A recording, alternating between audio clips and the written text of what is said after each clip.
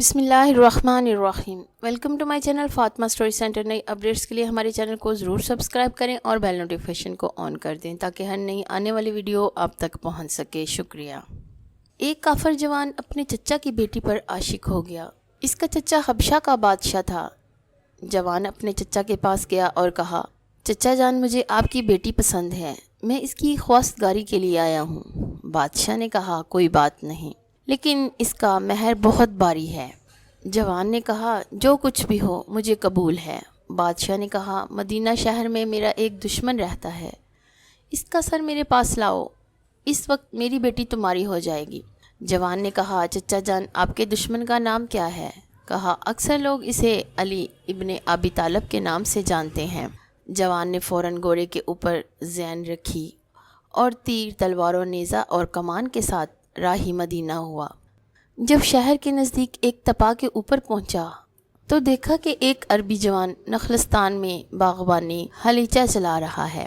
جوان کے نزدیک گیا اور کہا، اے مرد عرب، کیا تم علی کو جانتے ہو؟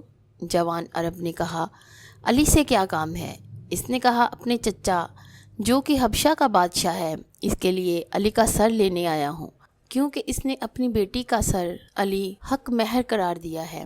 جوان عرب نے کہا، تم علی کا مقابلہ نہیں کر سکتے۔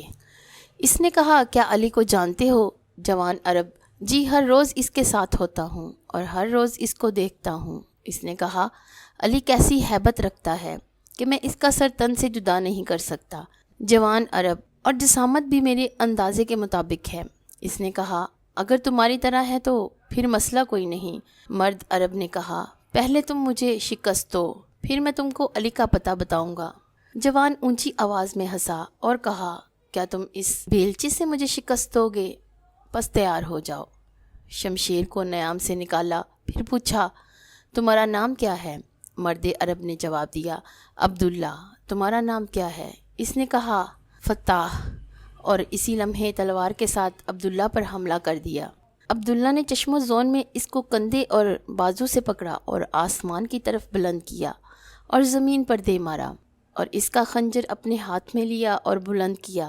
اچانک دیکھا کہ جوان کی آنکھوں سے آنسو جاری ہو رہے ہیں۔ مرد عرب نے کہا، کیوں رو رہے ہو؟ جوان نے کہا، میں اپنے چچا کی بیٹی کا عاشق تھا، آیا تھا تاکہ علی کا سر اپنے چچا کے لیے لے جاؤں تاکہ وہ اپنی دختر مجھے دے، لیکن لگتا ہے ابھی آپ کے ہاتھوں سے مارا جاؤں گا۔ مرد عرب نے جوان کو بلند کیا اور کہا، آ جاؤ، اس تلوار سے میرا سر اپنے چچا کے لیے لے جاؤ۔ اس نے پوچھا، آپ کون ہیں؟ مرد عرب نے کہا، میں اسد اللہ الغالب علی ابن ابی طالب ہوں۔ اگر میرے سر کی وجہ سے خدا کے بندوں میں سے کسی کا دل شاد ہوتا ہے تو میں حاضر ہوں کہ میرا سر تمہارے چچا کی بیٹی کا حق مہر ہو جائے۔